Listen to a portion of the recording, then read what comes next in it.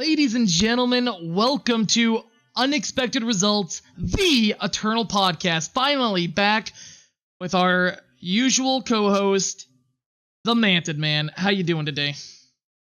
Man, I am bushed, excited with the new set and all that, but mostly bushed. The move across the country was as long, as hard, and it's still going. I'm waiting on my stuff to show up on a truck, and it's not here yet. Not here yet. That's got to be frustrating.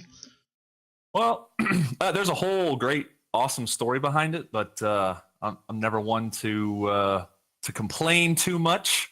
But the company that we chose, absolute garbage. So they're living up to the first part of the interaction we've had. It's just been a terrible ride the whole way through. So, but as long as my stuff shows up, I'll just let bygones be bygones at this point. When the stuff shows up, will they also move it into your house for you, or do you have to unload it?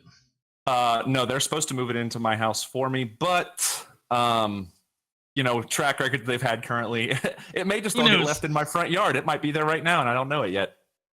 Nice. Yeah. That's well, hey, it'll be there eventually, finally, and that's fantastic. So I'm happy that you have made it successfully and safely across the country, one coast to the other. So congratulations. Yeah, thanks very much. It is good. I'm counting here, just making sure we traveled through 1, 2, 3, 4, 5, 6, 7, 8, 9, 10, 11, 12, 13 states across the Southwest, 4,421 miles. Myself, my father, and my 12-year-old boxer made the trip, and it was a blast. Posted a lot of fun stuff. I'll put some pictures up in a Dropbox and just share with everybody that has an interest in seeing. So fantastic. Yeah, no, that's an impressive drive. That's not a lot of people, not everybody can accomplish that and still be sane at the end of it. So I mean, you seem a little off kilter, but not too much more than usual. Well, the biggest thing about that is we're doing the podcast the podcast from my in-laws' house. So I know I'm going to get asked a buttload of questions after this is done because I don't have internet, I don't have my stuff.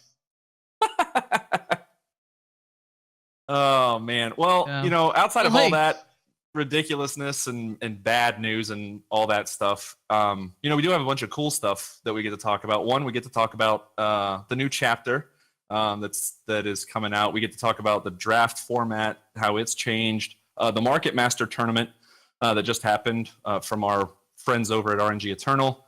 We'll obviously talk a bit about Set 4, and so we have all of that. But before we get into that, some of the cool stuff that's happened. One big shout out. Well, I'm gonna do what we call in the business a compliment sandwich. That is a compliment to somebody, a very negative thing, and then another compliment. So stick around. I don't ever give negative stuff. First thing that I want to talk about, though, is the Waystone Overlay. The team at Twitch and Direwolf and whatever combination, amalgamation of those people that put that together. It's already set up for markets. It looks like it's running a lot smoother, so I'm pretty happy to see that. Yeah. New set's great. Markets are great. I'm loving every second of it. I've been streaming longer hours than I have been recently. It's no surprise. Me and many of us have been a little bit burnt out from Set 3 fatigue, lack of new content. And sure. Well, having the spoilers 2 months early was not a positive thing on that, but that's neither here nor there. We're past it. It's we got what we wanted, and it's good, and we'll get to that point for sure.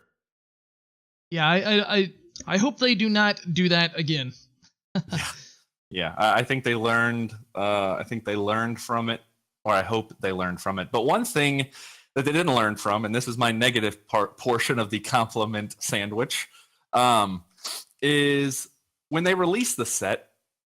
Anybody who's listened to the podcast for a little while or knows me in real life or interacts with me even through the game or anything knows that I play almost primarily on my iPad. I like to sit in my chair, sit back, relax, play the card game. The iOS drop for the update was hours behind the PC and the Android release. It was atrocious. And on top of that, they fixed all these little minor bugs and stuff. And for the longest time, I thought my internet was bad in Georgia because I'd get disconnected from the iOS application a few times here and there. What it is and what people have been saying is no, the client doesn't talk with the iOS framework or whatever as well as it should. So there's just constant disconnects. I tried it on like 4 different iPads after the release because mine was still doing it. I thought maybe I needed to get a new iPad or something.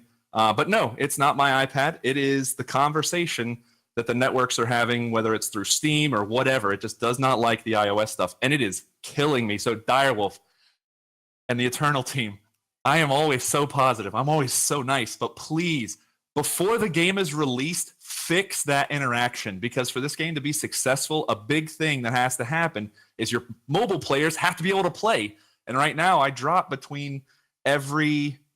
I barely can finish a complete game. So I only play Forge and Gauntlet on my iPad because if I disconnect, I don't lose. So whether that's on Apple's side or on Direwolf's side, somebody needs to have a conversation with somebody else, and we need to get that done before the game comes out because it is soul-crushing for me. I love the game way too much, and I love the convenience of being able to play on my tablet, and I can't do that reliably. So I had to sit here in front of my computer and watch Platypus stream and play, and it's very frustrating. Yeah. Especially because you have to watch me play, of all people. Yeah, hopefully that gets fixed. I mean, it doesn't even matter if you're a which brand you're loyal to, Android, Apple, or whatever. The fact of the matter is, there are a lot of people out there that use iPhones and Apple products, and it's you can't just shoot yourself in the foot, so to speak, and just not have a working product for half of your potential clients, potential customers. So, yeah, definitely got to get that fixed one way or the other. Yeah, but now that we got that negativity out of the way, I got one more little positive thing, and then we'll get into the actual podcast stuff. One more little positive thing, and that's extraneous, and then we'll get into the fun stuff, talking about the chapter, and I get to be positive about everything else. One, I don't know where your American flag stuff is. July 4th coming up. This is the July 4th podcast. I'm just kidding. I just happened to grab it, and I was like, oh, it makes sense. It's like 2 days till July 4th or whatever, so it works out. Or 3 days. But after the set dropped, a very steadfast member of the community, Alpaca Lips, has done this kind of breakdown every set release on the cost that it would take to acquire all the cards. And Fall of Argenport, the new set, is actually cheaper than Dusk Road and Empty Throne. Omens of the Past is still the cheapest set when it comes to buying everything with Shiftstone. But if you go on Reddit, it's like the second or third highest post from this past week.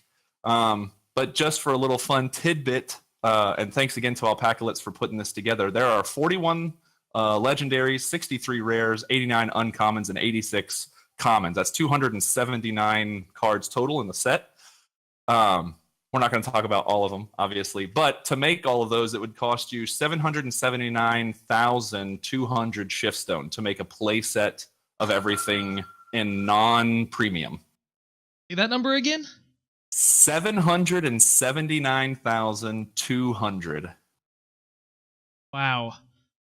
Just for perspective, Dusk Road was 879,200, so 100,000 more.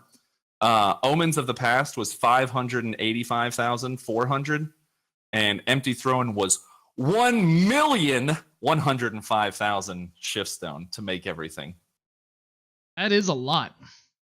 It is. When you look at it just from a Shiftstone perspective, it is a lot of Shiftstone. But there's a couple of really cool things that the game has implemented to be better for newer players, which we're going to see a lot more of. So, we have, obviously, every set that comes out, the Gauntlet and the Forge reset. So you get to get your prizes again. So Forge, for anybody who has not played Eternal, who's listening live or in the future, Forge is like a mini draft.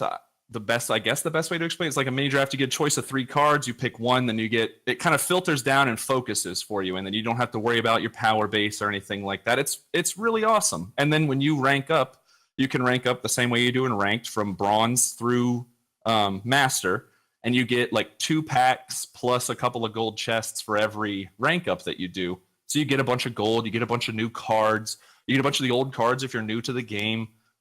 It's a fantastic way to rank up. And then Gauntlet Reset as well, and that's just playing against the AI for all intents and purposes. So that's 2 really good ways. We obviously, on Platypus' stream and on the Team Rank Store website, we have a couple of articles and things like that talk about building your collection. Those 2 ways there, and then playing in ranked rather than casual is the best way to rank. Zero reason to play casual. Do not do it. It doesn't matter if you only have the cards that you started with on your account. Play ranked. The rewards are infinitely better, and yeah, you'll run into a bunch of so-called tryhards, but not as often as you would think. The rewards are just better. You're wasting your time if you're playing in casual. Yep. Sorry, not sorry. Yeah. Well, and I think. I mean, if you're having fun, have fun, but. Yeah. Well, I think the casual format was more kind of in the looking forward section. They went ahead and put it in so people had like less stress. My wife enjoys casual when she's testing decks. She wants to be good at a deck before she takes it into rank because she doesn't like losing at all.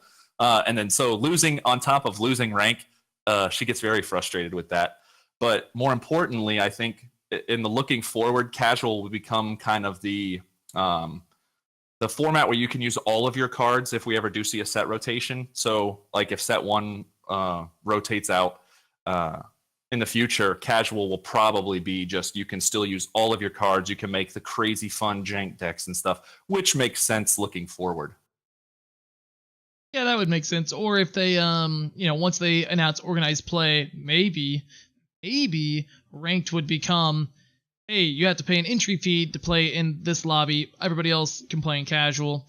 If they did something like that, I would imagine they would have to rework the prize structure a little bit for casual mode. But yeah, there could be a few different ways that they could utilize or repurpose casual mode, or have a different plan for it going forward. We don't know. I like that with the organized play thing, like a qualifier, like ranked would be almost a qualifier circuit. So you'd have to be like, to get into certain area, you have to be like top 250 in the previous month or previous chapter, excuse me. So that would be more of a reason to jump into casual to test the deck out, for 15 or 20 games before you take it back into rank, because you don't want to tank your rank. Rhymes. You don't want to tank your rank beforehand. If they do implement something like that, which would make sense, or if they make the prizes more competitive, finishing top 10, maybe you get 2 legendaries if you finish top 10 in a chapter, or something to that effect. They desperately, in my opinion, I really, really, really want to see more awards for masters and what rank you finish in. I think first place should give you a high, you should get more awards for doing good on the ranked leaderboard. I would, after January, in January, I finished in top 3. And after that, I'm like, that was a lot of work. Kind of was burning me out on the game a little bit. I just want to play fun, janky decks that are not always going to win consistently. So I don't have an incentive to try to get and keep rank 1. So I'm not going to. Yeah. Until they implement some rewards. They do the rewards in that same exact structure for all of the events. They have first place in some of the events gets a special prize, and then top 5 or top 10 get a special prize, and then top 20 or 50 or whatever. Like, they already have the system obviously can handle it. It's not necessarily a programming thing. And when you have, I guess, granted, when you have a lot more players, it's going to be there'll be a lot more competition to even get into Masters, but I think it slides on a scale, so it doesn't really change that much to get in. But moving to higher ranks will be more difficult, so higher prizes would make a lot more sense.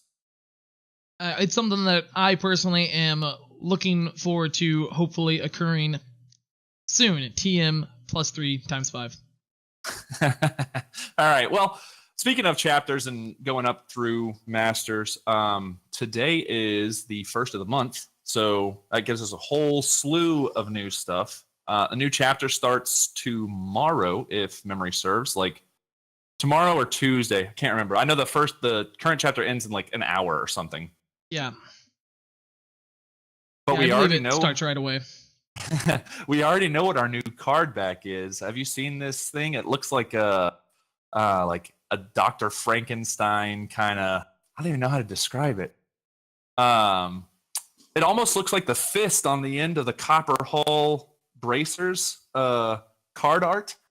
It's got like a vent on it with this glowing thing. It's very cool. I don't know what it's supposed to be. I'll be interested to see what the lore is. Because with this past one, we're getting that cool door that's being broken down. But the new card back is very cool. They're keeping up with the very interesting style. It's kind of brutal, I guess. But we got a whole new format too, obviously. We have... So when the chapter starts, the league starts this time. We get 2 packs of Empty Throne, 2 packs of Omens of the Past, and 4 packs of Fall of Argenport. So they are taking out the Dusk Road from our starting packs. I'm okay with that. I almost wish we could just start it with only the new set. Specifically this first month. I think that's what they should have done. But either way, not a big deal. Not a big deal. They're still giving you mostly Fall of Argenport. For what you said, 4 packs at the beginning, then 2 at the end. So yeah, and then and 2 at the end. This is another thing, by the way. Don't spend your gems on it unless you absolutely have to. You don't play the game enough or whatever.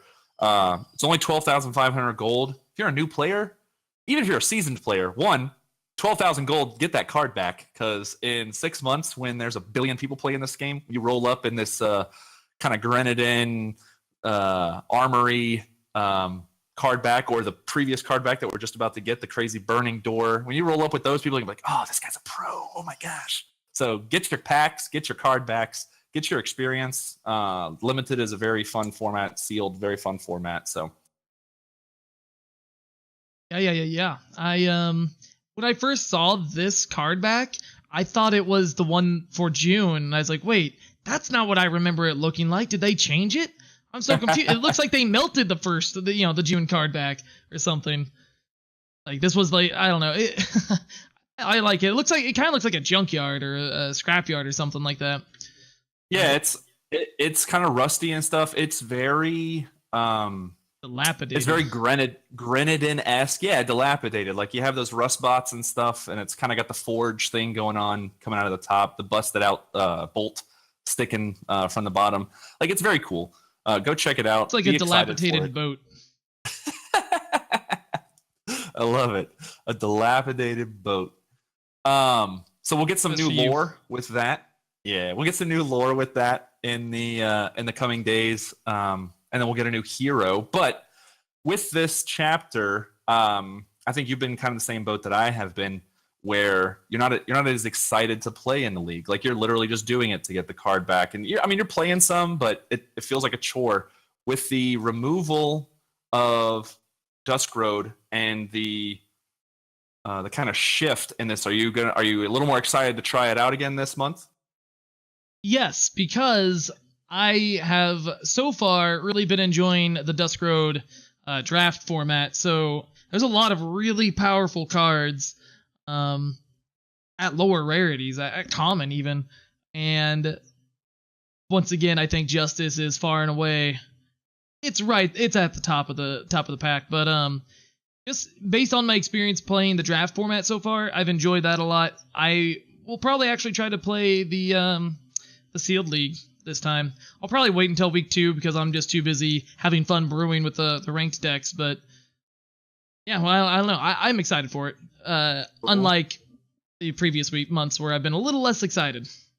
Sure. And we'll talk about. I do want to talk about the Fall of Argenport draft style with these kind of curated packs. But I got one other question for you. I know you're not nearly as excited about this as I am on a regular basis, but with the new set and the new chapter, that means we get new lore. So Island has taken the city, and yes, I did take the city. Yes, in last week's ETS, you did you sacked the city very well. And so, did you lock yourself in the throne room this week? That's why you didn't play in the Market Master? That is the case. Yes, sick. That is the case. Weekly winner. I don't know why everything shows up reverse when we do the podcast, but there it is. But so she has taken the city. She has done all this cool stuff. Do you think she survives through? Do you think Island survives for the foreseeable future? Because there's a lot of cards that are like attempts on her life, and we don't know what order they kind of fall in the lore. Because there's like an end to aggression. Then there's a Long Live the Queen, which has somebody pointing a gun at her. So just 50-50 coin flip. Does she survive these sets of chapters? She will die either in set 5 or in set 6. And she is going to die by going to what seems to be an inconspicuous friendly wedding. And then before you know it, just all these people are going to turn on her, and all of her peers and everybody that she loves and all of her friends, and they're all just going to get their throats slit and die very gorily. Gorily? Is that a word? Gorily? I think gorily is a word. So that sounds very terrible. Yeah. And I hope that never happens. I hope that never happens in any fantasy or otherwise book or television show or movie. Yes, it would be very sad. So we have a lot more coastal in this set, which we'll talk about a little bit. There's a couple of really good coastal cards. And obviously, our last hero was Aurene, the Aurene Bear Queen, Svetya. No, actually, it wasn't. It was the green Argenport girl that wasn't Lieutenant Relia. Yeah, beautiful card art. Not a great card. What are you gonna do? The last impactful hero, how about that, was the Aurene Bear Queen. Yeah, that is true. I tried to make Lieutenant Relia work. I think that fate ability just needs to be reworked a little bit. Just make it a choice, or like the number bigger.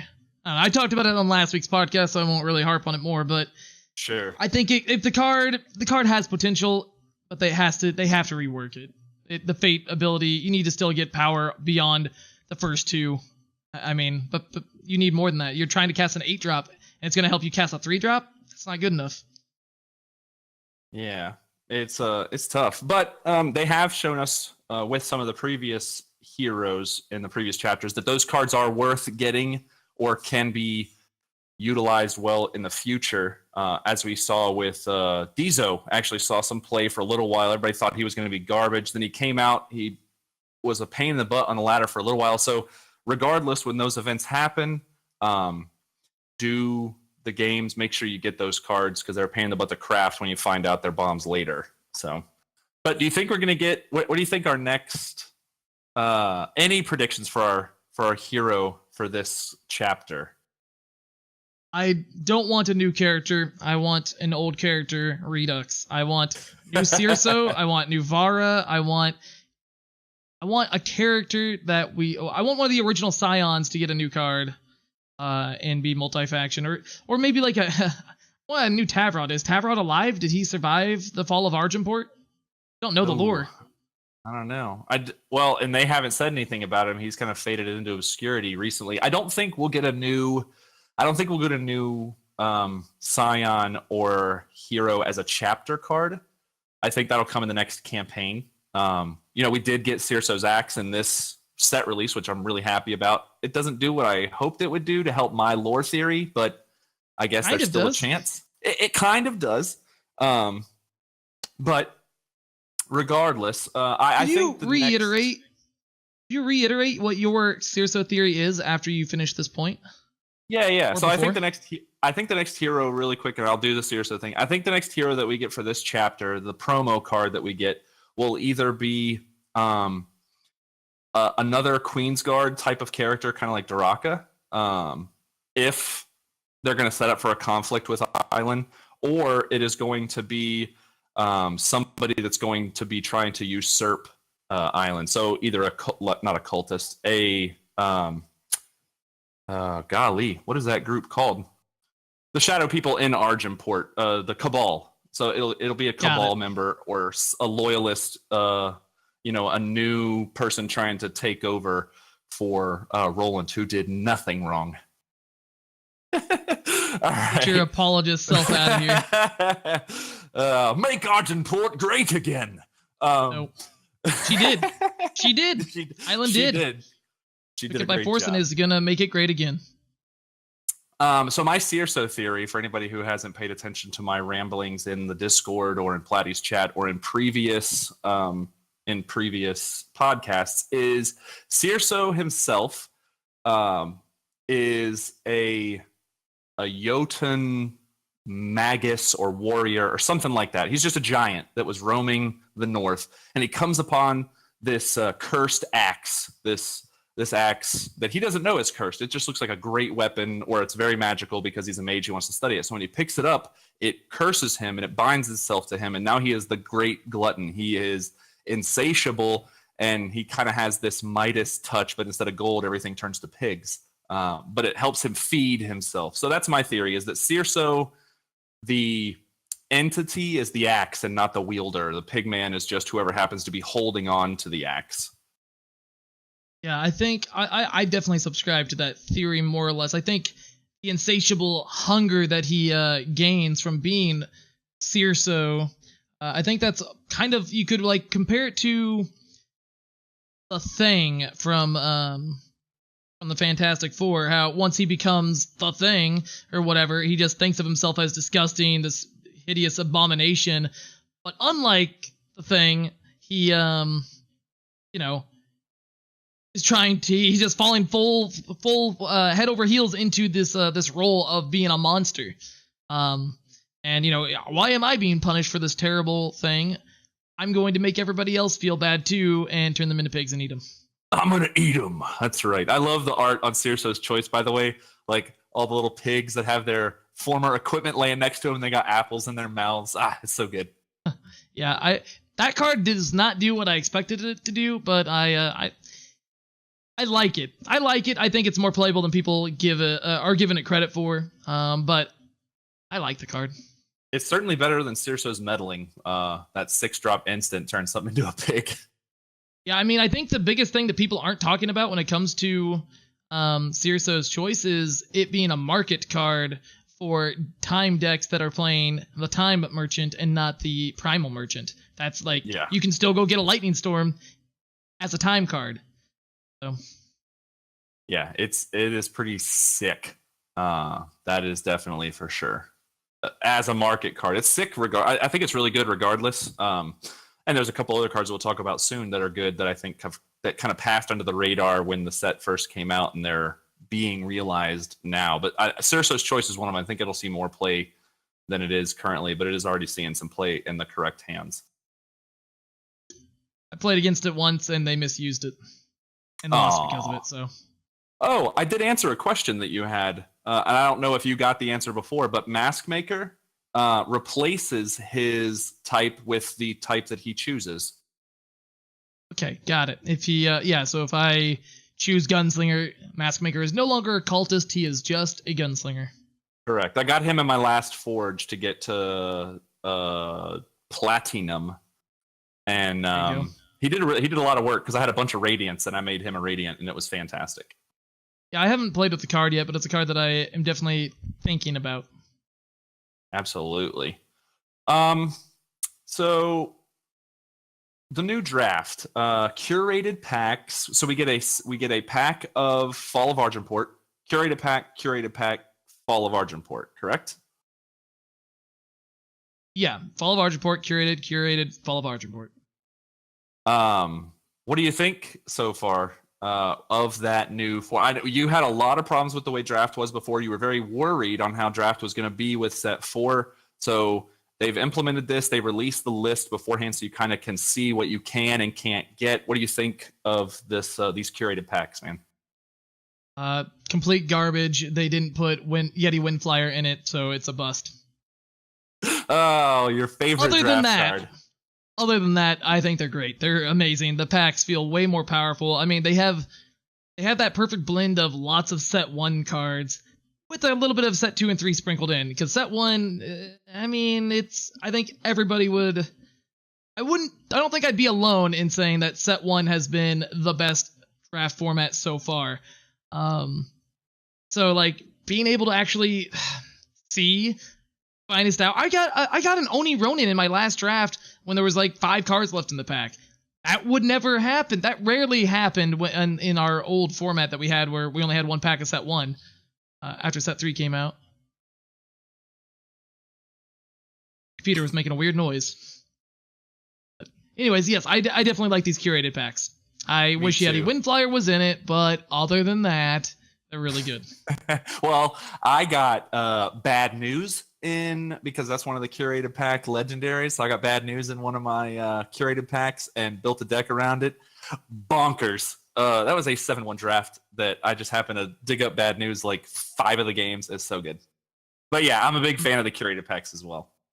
Yeah, my very first draft in the format, I went 7-1, and I got 2.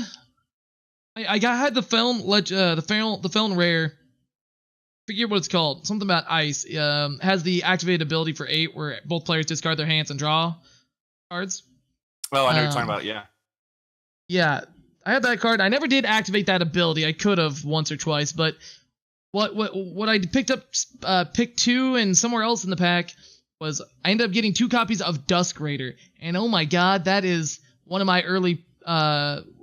early possibilities for one of the best, limited cards in the format. Like, that's the for those that don't know, that's the Inspire the unit you draw gains Berserk. That's the Berserk Inspire unit. Oh, she's on so the good. Nightfall, it's like super synergistic too. Yeah, she lets you draw more cards to make them Berserk. I've won 2 of my Forge runs on her back. I got 2 of her and 2 of the 1-cost time guy that inspires and drops the cost by 1. So I was drawing guys that were huge, that were also Berserk. It was awesome. Yeah, I really like these Inspire cards for limited, but specifically Dusk Raider. I think Dusk Raider could potentially even be constructed playable. Like, I brewed up. Viewer sent me a deck. A viewer named Vengevine sent me a Feln mid-range list with Dusk Raider in it. I tweaked it around a bunch, but like playing a Dusk Raider on 2 and drawing a Rindra, drawing a Champion of Cunning. Just think of any of the cards in that deck. Jotun Feastcaller, giving it Berserk. Like, this is great. This is great. Yeah, and there's something that you've talked a lot about that has made me kind of evaluate cards a little bit differently, especially in the limited and sealed formats, is the concept of a lightning rod. Where essentially what that means for new players, a lightning rod card is a card that your opponent has to deal with when it hits the field, just because that is there, not because of something it could do or anything like that, but it's just there and it has to be dealt with. The Inspire cards, some of these Inspire cards are mega lightning rods. The Dusk Raider is probably one of the highest on that list because everything gets Berserk. So when you play I don't know, if you could brew up something like a Kamado's removal pile that is Fire, Justice, Shadow, and you're playing a Dusk Raider that makes your Ikaria Berserk, sick. Yeah, it's like it's never not going to attack every turn, right? Like, for the most part. So it's like Ikaria and Tavrod would be 2 of the best cards in any of the Diesel cards. Those are all like some of the best cards you could possibly give Berserk to.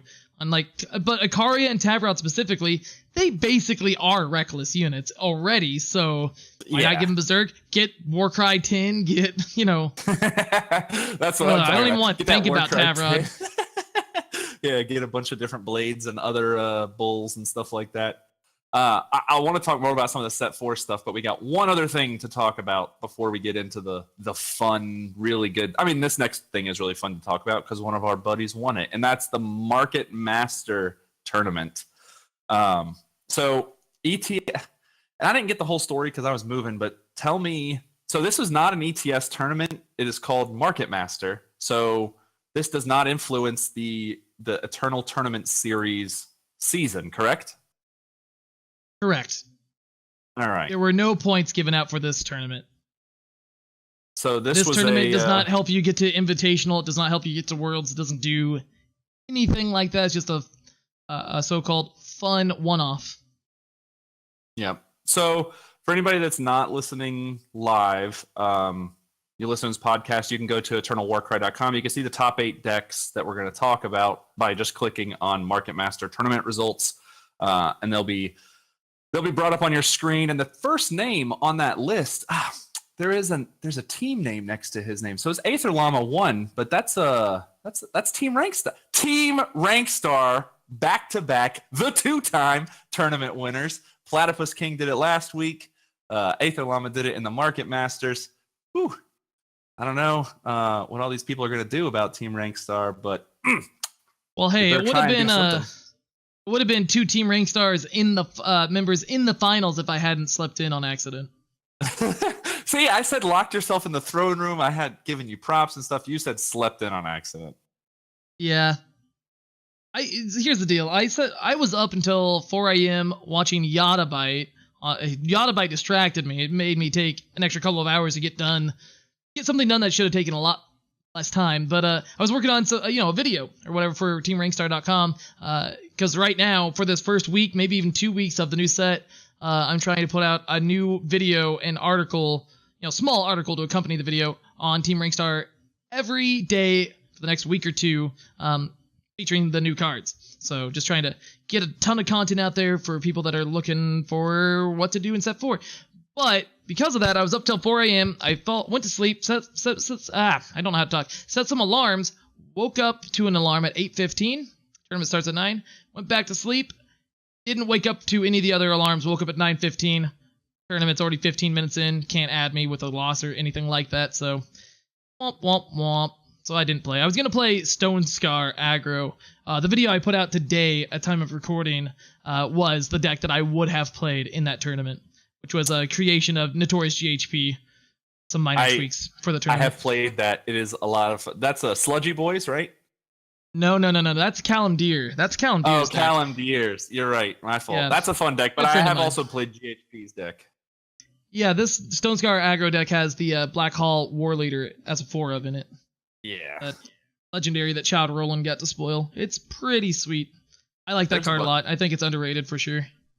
There's a bunch of pretty sweet cards. There's a couple that were very underrated by most people in Aether Llama's deck. So let's talk. Well, I'll go through the top 8 really quick for you guys. Yeah. So Aether Llama won the whole dang thing with a Rakano mid-range deck that he called Big Rakano Bracers.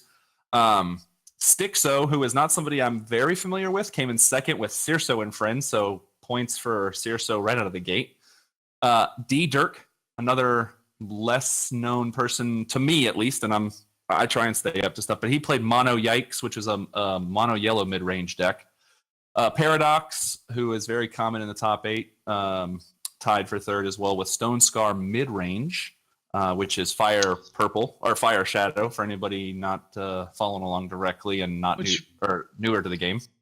By the way, I absolutely love that list that he played, the Stone Scar mid-range deck. It is... Me too. That's one of the ones I want to talk about. It's awesome. Yeah. And then the Boxer 666 played a deck, also a Stone Scar mid-range deck, but I love the name that he used because it's a Always Sunny in Philadelphia reference. The Gang plays Grenadin 2, Electric Boogaloo. So Very nice naming. Shout out to Boxer for that. Well done. Lil Beef, who came out of nowhere a few weeks ago and started placing really well in like all the tournaments. Well, I guess it's been longer than a few weeks. I lose track of time, but Praxis seems good with a Praxis with red disengage. So essentially mono yellow with a couple of red cards thrown in. Winnebago also played the Mono Yikes deck, which is mono yellow mid-range, mono time. And then Rewind from Owls and Dragons, another fantastic team in the Eternal community, played Big Valks, which is a Rakano control deck. That's Fire Justice control. So let's talk about Aether Llama's deck, because the cool thing about this, again, for the new players or for people who like to use other people's decks, a lot of people call you filthy net deckers, but I'm not going to say that, because it's one thing to be able to build a deck. It's another thing to pull a deck offline and try and do well. And it's a third thing to grab somebody else's creation and do well with it. So don't take any offense. Don't be scared to use some of these decks, because they are awesome. There were no sideboards. There were just markets. So these decks will carry you very well in ranked, at least for a few days until people start building around how to beat them. But Aether Llamas has done well for me. I think I went like 11-0 this morning while I was setting my computer and stuff up with it. So that was in silver, but what are you gonna do? Silver and gold, yeah. Yeah, his deck. So Aether Llama's deck, it's a Rakano mid-range list with 4 Iron Fist Chancellor in the deck. That's the awesome 2-drop 2/2 legendary. Tribute, you get to put a 2/2 longsword on him, but the reason you're playing this card is the in-game potential. This is another one of those lightning rod type of cards of you kill it because of the threat of what it might be, what it could become, what it will do later. Just because of what it does is so powerful. And what it does here is you can pay 5 to play a 2/2 soldier token with a copy of each weapon on Iron Fist Chancellor. So, Aether Llama has Copper Hall Bracers in the deck. And when you make that token, you can Spellcraft again. So it's a little bit of a combo there, right? That's pretty sick. Oh, the one that I used that I won a bunch of those, that 11-0 streak on, was a fun little card that I've been playing since I got into the game. And that is the Deep Forge Plate. I toss on that guy, and if he doesn't get killed, you know what? I'm going to copy him. You know what? I'm going to copy him again. And it just gets gross real quick. And it's worth noting, this ability isn't an ultimate. It's not an ultimate. It's not a once-a-turn thing. If you have 10 power, you can make 2 copies of whatever it is. Like, this card is very, very powerful. And I saw that, I did beat the card last night. I was playing a Shimmer Pack deck. I was just trying it out. I just flooded the board with a bunch of sheep. But the opponent had an Iron Fist Chancellor active for several turns. And if I were not playing Shimmer Pack, if I was not playing the deck that I was playing, or a deck with Harsh Rule, I would have lost for sure. So, and it's fantastic. So let's talk a touch about Copper Hall Bracers, because this card kind of flew under the radar across the board because the spellcraft on it, Copper Hall Blessing, was a card that just nobody ever touched. The more important spellcraft that everybody kind of looked at was the Vanquisher's Blade, which we can also talk about shortly. But Copper Hall Bracers... Yeah, and Sword of Unity. So Copper Hall Bracers, walk us through what that does, because that card is awesome, and it brings this deck together hardcore. 3-cost weapon with double Justice influence. It gives +4/+0. When the wielder hits the enemy player, play a Justice Sigil from your deck. Not depleted, just straight up play one from your deck. Spellcraft 1, play Copper Hall Blessing, which of course will make your units invulnerable to damage that turn. Man, this card, it just hits hard. If the opponent doesn't have a blocker, if you just play your 2-drop, Champion of Glory or Iron Fist Chancellor, whoever, it doesn't matter, and then your opponent doesn't have a blocker and you have this card in hand, you probably just want to put it on your dude and hit them really hard instead of playing another threat. It hits hard, for sure. Yeah, and it's the crazy thing is Direwolf obviously pays attention to what people play and don't play. Copper Hall Blessing was obviously kind of built to be a really good card, but it was costed weird. Like 4-drop, you don't get to play a threat, but it makes all your guys invulnerable. So it costs just as much to play this weapon on a dude and get your Copper Hall Blessing as it does to just play Copper Hall Blessing, which is because Copper Hall Blessing is a 4-cost card normally, and this spellcraft is only 1 to do it. Yeah, this is one of the most aggressively costed spellcrafts as well. Yep, it's great. It is fantastic. The other one getting that ramp is just so powerful, though. It's so good. Everything about this. If the only thing that you could complain about, and you really can't, just because the way it's already costed, is the fact that it doesn't give any additional hit points. It only gives +4 attack. But dude, who needs that? Yeah, because it's at worst case scenario, you put it on like a 3/3 or a 2/2, I guess, is worst case scenario. And it still becomes a 6/2 that they have to sacrifice a guy for. Yeah, exactly. But one of the other great synergies in this deck that we have been seeing pop up in other lists, like the Valkyrie mid-range list that Bruised by God did not top 8 with, is Bullet Shaper. This is not a card that got spoiled, to my knowledge, before the set came out, and was very quickly identified as one of the most powerful cards in the set. It's a 2-cost, 2/3 awesome. Rakano Influence rare. Summon, gain Rakano Influence, just like a stranger. Ultimate. Discard a spell to get +2 power this turn. So a lot of decks have been playing Bullet Shaper alongside Privilege of Rank. So, like, with Bullet Shaper, you play it on 2, on turn 3, you're going to be able to play a Millie. And by turn 5, you can play Ikaria. Like, if you just go Bullet Shaper on turns 2 and 3, turn 4, you're playing Ikaria, assuming you have spells to discard. It is very powerful, and it's one of those cards that the opponent will probably kill right away, just because of what it can do next turn. Yep. Exactly. And this deck specifically, Aether Llama's Big Rakano Bracers, plays a bunch of spells. I mean, we got Finest Hour, we got Seek Power, we got Torch, of course, Vanquish. I think that's the last of the spells, but there's a bunch of them. I mean, that's Privilege of Rank, of course. Oh, Privilege of Rank, which is the best discard spell in the game. Yep. Best card for the deck, for sure. Yep. And then another new card that they have in this deck, Sheriff Marley. That's the last one I was going to touch on. Yeah, a 4-cost 4/4 with Aegis. Once per turn, you may pay 3 to draw a 1/1 Deputy with Aegis. Tribute, silence an enemy unit. I have not gotten the Tribute ability with this card one time. Not once. But I have drawn a lot of free Aegis tokens. Yeah, having the Aegis tokens is crazy. Having a 4/4/4 with Aegis is really good. Like, it's essentially a non-armory version of that the other guy that has Aegis that gives you armor. I can't remember his name. Throne Warden, yes. So I mean, yeah, the tribute, if you get to silence somebody, which is a cool little feature that all of the sheriffs do, is silence or stun, which is great. But if you get that, actually did not realize if not, that. She's phenomenal. Yeah, you got the other sheriff that's really good in draft. Yeah. And I can't remember what his name is, but yeah, he silences when he comes into play. Yeah. No, I just didn't realize that all these cards that are sheriffs do that. That's really neat. Nice pickup there. Hey man, that's a lore thing. And what are you gonna do, right? So if you find one of these, you get to rebuke. Yeah, right.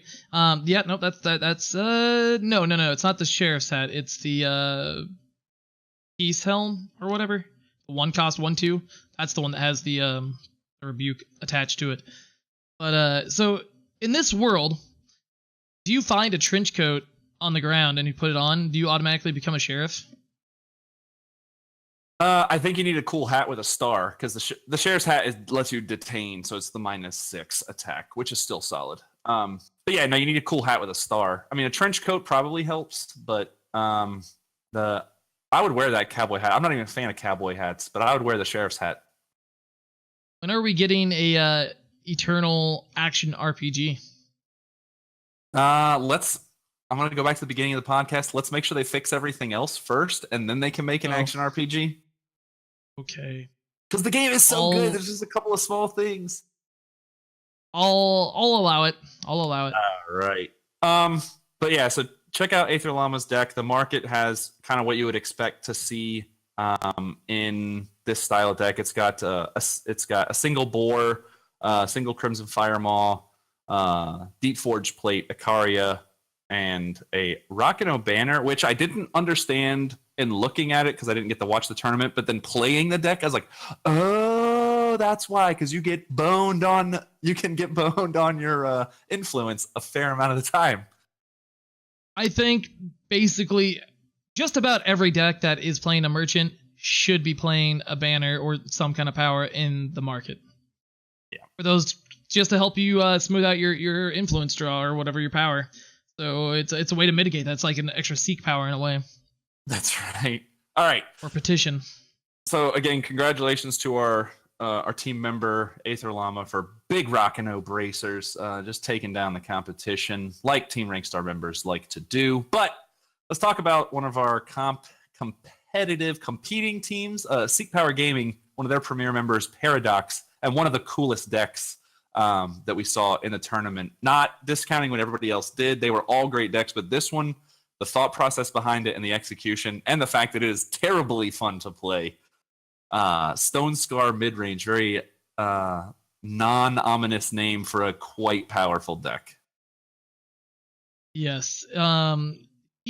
Paradox put out a list just before Set 4 dropped, a Stone Scar mid-range list that he was having a lot of success with leading into Set 4. And I played it on stream last week, and it was a fun deck. So it was kind of like working out the kinks before the set officially came out, and before we knew we would have all these great tools, new tools like specifically Jek Lone Gun. Oh my god, talk about a powerhouse. This is probably, this is hands down the best tribute card in the set. I'm gonna say it, 1 out of 1. Jek Lone Gun has the potential to be one of those kind of meta shifting, meta defining cards. It does so much stuff, and it's all so powerful. The being deadly, not a big deal, but you gotta think there's a lot of curses and stuff that are coming around, so you lose attack and things like that. It makes enemies void bound when it locks them down, so it's kind of a mini Statuary Maiden.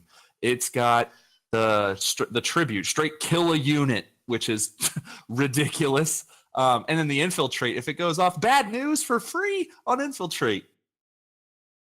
Bad news part, I mean, that'll end the game right then and there pretty much. But yeah, the static ability of when a unit goes to the enemy void, it gains void bound. I mean, we needed a replacement for Steward of the Past, and while this costs 2 whole more power more, it's kind of better. Kind of better. It doesn't hit the ones that are already there, but it is very powerful. Very powerful.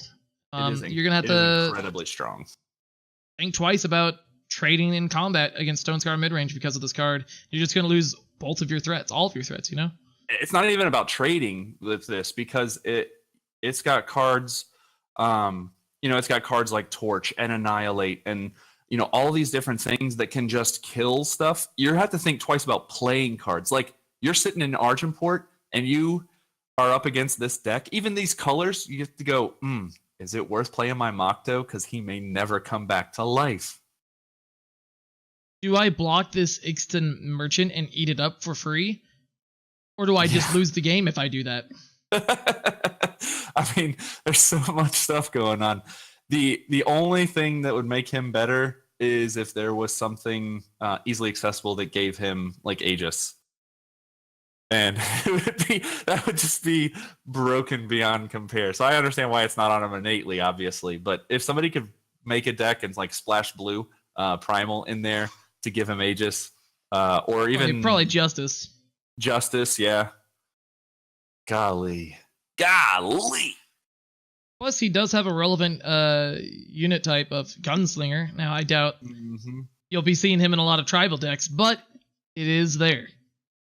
Yep. Well, the thing I was most happy about with this deck was the inclusion of Shadowlands Tyrant, which is a card that I loved when it came out in Dusk Road, and it didn't get a lot of traction because it isn't fantastic. It doesn't meet a lot of the requirements to be an awesome legendary, but it does a lot of work in this deck. And then also Jawbone Greatsword, which everybody was like, that's a garbage card. That card is so cool. Card's great. I really need to craft Jawbone Greatswords and Jek Lone Guns. Those are the 2 cards that I haven't crafted yet that I want to craft the most, I think. So I crafted them right out of the gate, but then I realized that I didn't have all of my Ixtun Merchants because I made this deck before I made Aether Llama. So that's why I started doing Forge really quick, was to get a bunch of packs and get extra Shiftstone and cards I could disenchant and things like that, or Dust, I guess. But it's cool. The deck is awesome. If you have a bunch of Shiftstone laying around, and you happen to have a bunch of the cards from this set, check out Paradox's Stone Scar mid-range deck that he played in the Market Master tournament, because it is a lot of fun to play, as is Aether Llamas, as are most of them. I tried most of them out that I had the stuff to craft. The only card that I was not able to craft to be able to play the decks was the Karasaur to play the mono yellow decks. That card is awesome. I just didn't prioritize it over a bunch of the other cards. To To be fair, I crafted First Flame over that because I like the janky stuff that you can do with that in a token deck. And Dramatist's Mask. People were not very kind about Dramatist's Mask after I spoiled the card, but whoa! Hey, after you spoiled the card, that was a joint effort, my friend. I'm sorry. I'm just messing with you. Yeah, no, everybody crapped on it, and it is a lot of fun to play, if nothing else, and it is a powerful card. Oh my god, it's just so great. Like forcing your opponent to kill a sheep token or a Grenadin token or whatever. And they would much rather be doing something better than that, right? Like I saw the deck. I didn't play the deck myself, but I saw people trying to play it. Dramatist's Mask, First Flame in like a Moment of Creation deck, and like those are real threats. Those tokens have some meat to them. You could be playing it with like a Wormcaller.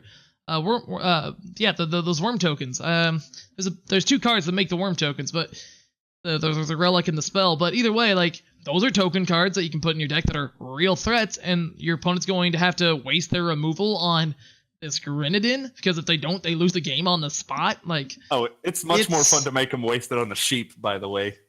Yes, it is. I've seen a lot of different Dramatist's Mask brews. I've worked on a few myself, and to different varying degrees of success. But oh my god, First Flame is amazing. That's also that was one of the first legendaries I crafted in the set was for First Flame, and that's also what I got for my monthly reward was a premium First Flame. And then for draft, sick. I didn't get the Masters, so. But one of the cards I got for my master side, or for my for the draft side, was a Vanquisher's Blade, which is pretty neat. I like the part that I opened a premium First Flame because Yodabite spoiled that, and that's cool. I like Yodabite. And then Vanquisher's Blade I got for my end of season reward. I spoiled that card. I don't know. Yeah, it's awesome. Yeah, Platypus Blade. So I didn't finish in Masters, unfortunately. I was doing so much with the move, but I'm actually almost happy because my reward for ranked was Crest of Mystery in Premium, which is phenomenal. And my reward in Draft was a Premium Magenta Wisp. So that card just looks cool in the Premium. Yeah. And it's actually a very playable card. Yeah, there's 4 copies of it in Paradox's Shadow Stonescar midrange list to help tribute Jack. So yeah, and he's just cool. Plus, we talked a lot about him in the art section when they were doing the art spoilers. So I'm glad that he is a good card. And he does kill something like we predicted. Very loose prediction, but yeah, we only threw like 16 darts at the board. I'm glad one of them stuck. Yeah, exactly. And to be fair, like a lot of these cards that we talked about the art on, I feel like we talked a lot about the there may be a choice to do things because there's like these alternating colors. I would say that the spellcraft mechanic is the quote-unquote choice that we were talking about. So I want to take credit. I want to say that we get credit for calling the choice mechanic out before it was released. Yeah. Sure. No, I do. Overall, great tournament. I think we just jumped straight because let's talk about these mechanics. Let's do some set forward discussion. Spellcraft, phenomenal. Needed it. Inspiration, great mechanic. Berserk, way better than everybody thought it was going to be when they were complaining about it in the Discord, because it is bonkers. Yeah, you only get to do it once, but that's sometimes all you need.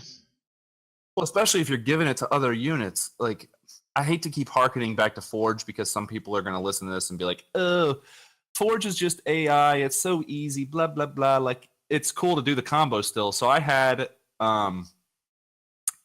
the Dusk Raider that gives its inspiration, give everything Berserk that you draw. And I got the Lumbering Gruon, the 6/7 that's not allowed to block. So yeah. It's essentially a reckless unit already. Dude, giving him Berserk, ridiculous. What's the 1-cost card called that gives Berserk? I don't know off the top of my head. It's Primal, correct? Yeah. It is called Gift of Battle. Give one of your units Berserk. 1 cost Primal, 1 Primal Influence requirement, an uncommon. Oh no, a common, excuse me, gray. Yeah. It is that's a pretty sweet card. I've been playing it on the ladder a little bit today and last night. Some one deck that was a little all-in combo with 4 faction with Territorial Elf and some other stuff. Kalimdir Brew. I think I might be making a video for it at some point this week, but man, yeah, that card is surprisingly good. It's best friends with Rilgon's Disciple, so. Yeah, well, let's talk about Rilgon's. That's a card that I don't remember if it got spoiled or not, but is very polarizing. Some people think it's fantastic. Other people think it is garbage. So let's talk about it for a second. You have to build your deck in a very specific way to utilize the card, right? So you kind of want the spells matter type of units in there, but also you don't necessarily need them. Like any unit, if you give any unit Berserk with Gift of Battle and then Rampage it, like that's probably going to be good enough. So it doesn't have to be, you don't have to be playing these other like Coastal Battle Mage and any of that stuff. You don't have to be playing these other cards that care about spells for that card to be good. But I feel like you can just put it in like a Rakano aggro deck or a Huru. Just a deck, any deck with Finest Hours in it pretty much. I think it'll be best with Rampage alongside it. So maybe you want to go 3 color. That's what I'm currently trying it out in, but yeah, it's the 2 cost 2/3. When you play a spell, it gains double damage, and that is very powerful, especially with Berserk. Yep, and let's from a flavor perspective and a game design perspective, Rilgon's Disciple follows the trend of the disciples and apprentices, where he is better than his master. Rilgon Huru Operative is just not a playable card. It was a promo hero, but it's essentially the same card, but it's a 4/2/4, and it can get Aegis if you put a weapon on it. But it also gets double damage if you play a spell. Just Rilgon's Disciple is just better. So the theme continues. Hey, maybe you can put both of them in a deck together. That wouldn't be very good. No, it probably wouldn't. I'd rather play a Shelter Wing Rider. Yeah, that's absolutely the case. So another card in Primal before we transition to another color that I want you, or this is an open challenge to either you or Tony G or any of the other Armory creators. Build me a deck that uses Horde Plunderer to her maximum effect. Horde Plunderer is a 3 cost, 1 primal requirement, 1/4. She's got Berserk, but all of your weapons spellcraft for free. I've seen some people trying to play around with that card. Some people trying to play it with Answer the Call as well. That might be a little too deep, but yeah, I don't know. That card seems fun. You could try doing some things. Also, I would say that that's not quite an Armory deck, but either way, I see the correlation here. Sure, Armory or Pants weapons or whatever. Yeah, it's a deck that cares about weapons. I want a good deck that cares about weapons, and Aether Llama's deck is the closest we have come to having kind of a unit Armory deck. I mean, like Argenport did it some, but you're only looking for like 1 or 2 weapons, and it was just kind of a finisher. Like that deck plays them to try and build to the win, not just to win. Hey, just take Aether Llama's deck and put that card in it. Boom, done. Did it. Just there's your spellcraft deck. There you go. I'm missing some mana and or some power and other things. But yeah. No, I want that card to see play. I want somebody to make a deck. I'm not a deck crafter. I theory craft in a little bit, but I don't make very good constructed decks. I find I'm a better pilot. So somebody make me a deck with Horde Plunderer. And you will virtual high five them. I mean, it'll be the best virtual high five they've ever had. I've been known to do more than that when people do things that I ask. So a virtual high five is definitely the least thing that I will give. I will craft it tomorrow. I'm not bribing anybody. Yes, I am. So we'll talk about some more cards in a minute, but predictions for the meta. Does the meta change from this like the set 3 meta that we had that kind of shifted back and forth between heavy aggression to crazy control back to heavy aggro. Like, what do you think the meta is going to do for a little while with these cards the way they are? Time mid-range variations are going to they are the early front runner for the best thing to do right now. I mean, Teacher of Humility has all but pushed out control. Like, Teacher of Humility, if you can't answer it when they play it, and you are drawing even any amount of extra cards, if you're even just playing merchants, it's going to be relevant against you. And Teacher of Humility kicks Chalice in the butt for any of you newer players who hate Chalice. Craft Teacher of Humility and be amazing at the game. Because I don't think outside of them buffing, outside of your opponent buffing your teacher, is if you don't attack with her, I don't think there's a way that Chalice can actually even deal with her, is there? Partial. Channel. Oh, okay, fair. Harsh Rule and Channel, 2 huge cards. But not on curve. Like, you're just gonna have to chump. They have Desert Marshal, so they can silence it too. Oh, okay, there you go. Yeah, Desert Marshal and Valkyrie Enforcer, but then you have 3 more in the deck and all that good stuff. Don't usually play Valk Enforcer. They play sometimes they play the 4-drop 1/4, the Auric something, I think. Yeah, or that fly-in one that's got 1/4 as well that silences. Yeah, that's the one I was thinking of. But yeah, the Teacher of Humility is very, very, very strong. It's the safest card you can craft. It's the safest legendary you can craft day 1, even if you're not going to play with it right now, which you should probably be playing with it right now. The problem with playing with it right now is you need to craft all of its new friends. Karasaurs, Mountbreakers, whatever. Like, not that these are the cards that you definitely are wanting to play in the long run. And right now, those are the new cards that you want to craft to go alongside with it that everybody else playing. Yeah, Teacher of Humility is insane. They're very safe cards, and it falls in line. Like, Time has very safe cards to craft legendaries, like Sandstorm Titan for the longest time, and still today is one of the safest legendaries to craft. So now you have 2 cards, that's 8 legendaries worth to craft playsets that are extremely safe. Karasaur, while not as safe as those other ones, is also a very good card that will be in a lot of Time decks. And then there's a lot of rares in Time that are very good to craft very quickly. So the Time Merchant's the best one. Yeah, she is. Merchant cycle. She is one of the best cards in general because of what she does for this set. She's fantastic. But yeah, she's absolutely currently the best merchant. And the suite of cards that she has access to, obviously, a bunch of the Time cards are really good.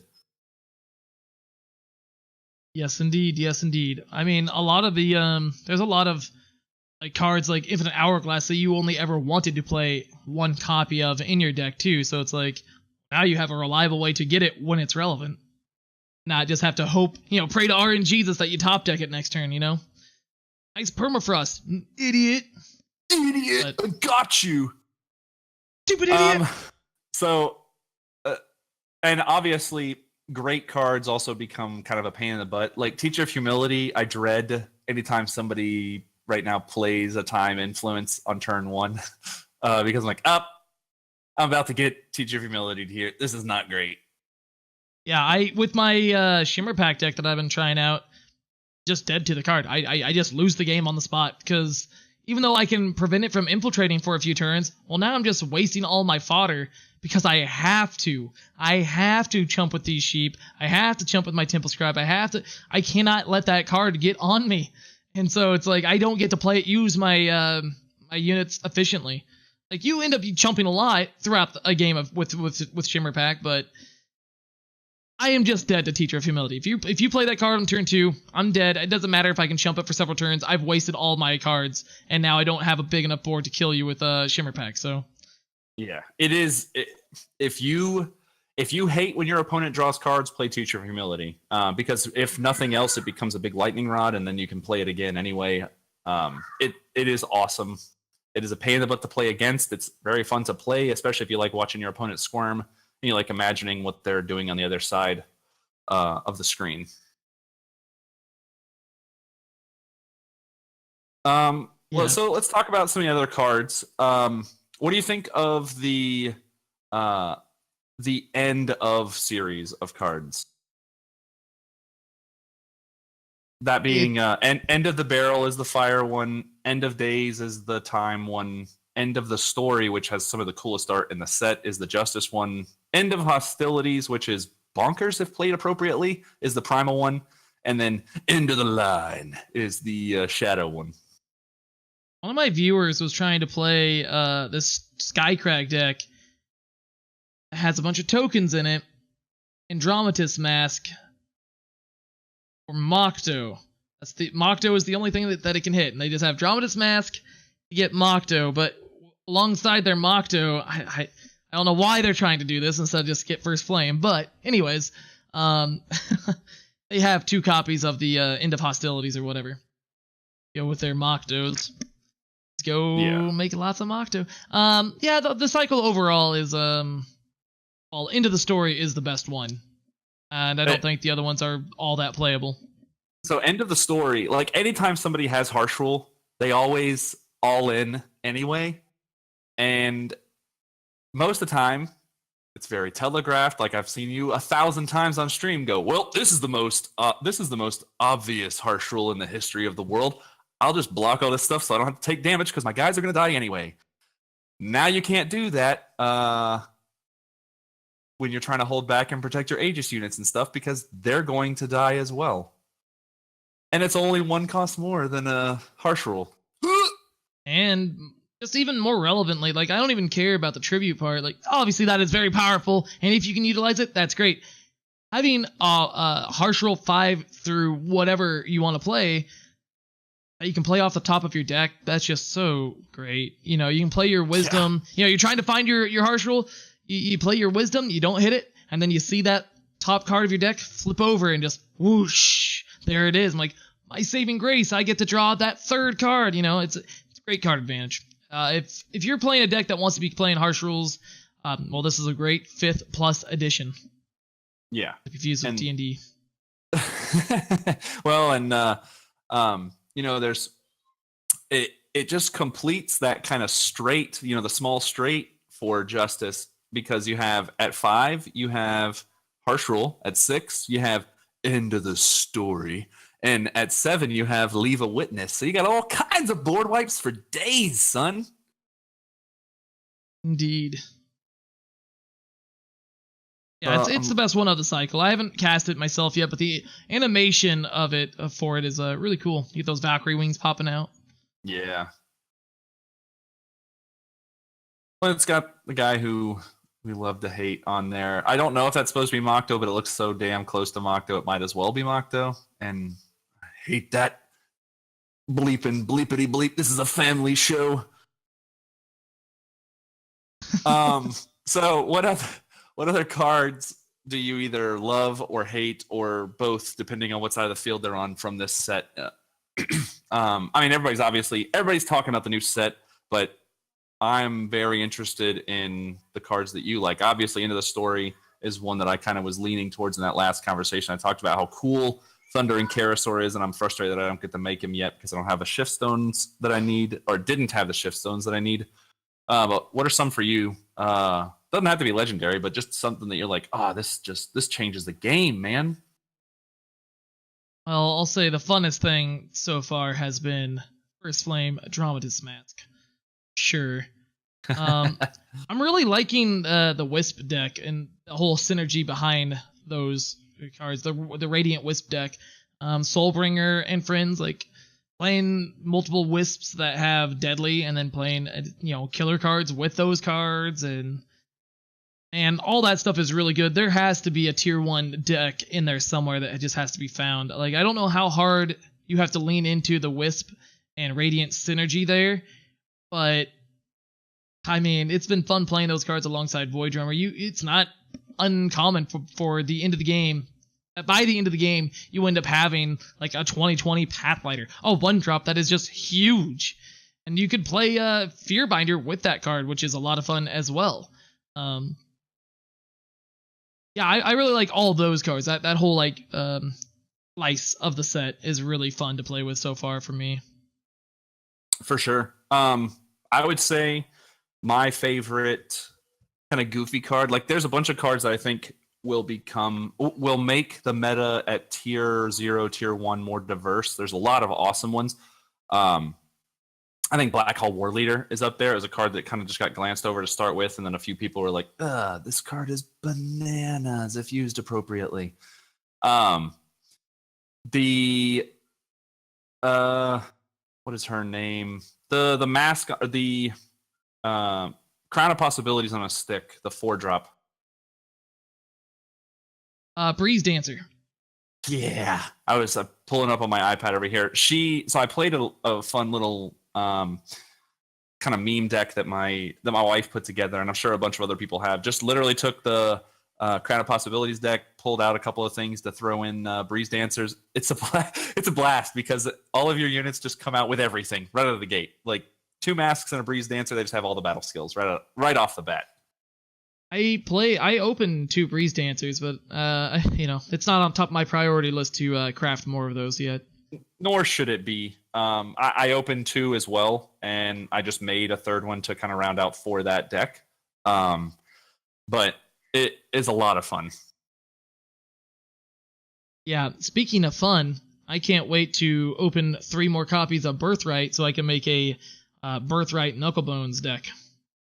Shannon has 3. So Shannon got 2 or 4 boxes. I can't remember if it was 2 boxes or 2 sets of 2 boxes, but she opened 3 Birthrights.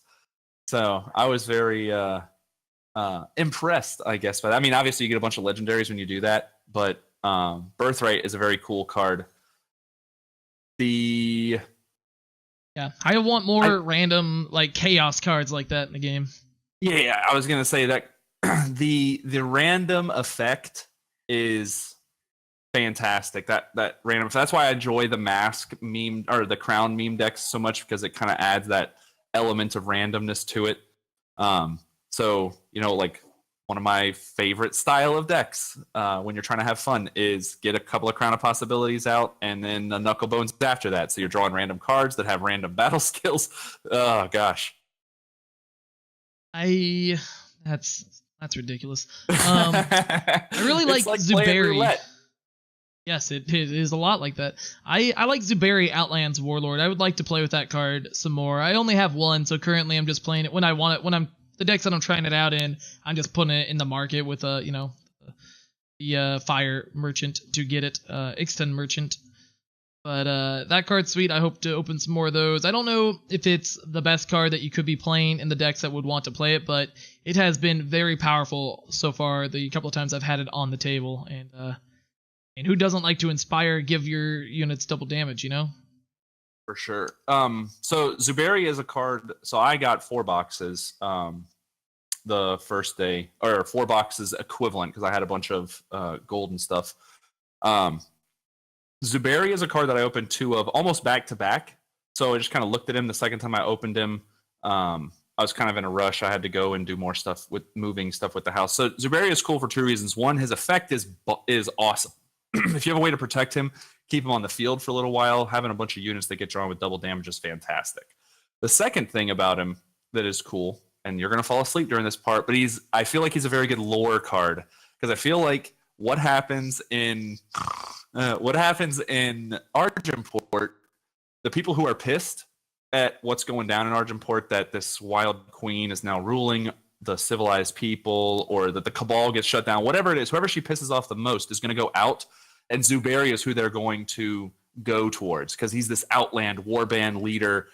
He roams in the lore before, when Vara's running around in the fringe of the Shadowlands, like, she comes across the Outlanders and they try to take her as a slave, and she kills them all, and she enjoys it way too much. So Zuberi is the leader of these like outland tribes. So he comes in as a lore possibility, which is very exciting because it gives you a new conflict. Argenport's been kind of this big center of conflict for a long time in the lore, and that's no longer the case, because we probably will get peace in Argenport, at least for a little while. So 2 cool things, great card and some interesting lore ideas behind him. Yes, indeed. That is what I will say to all that.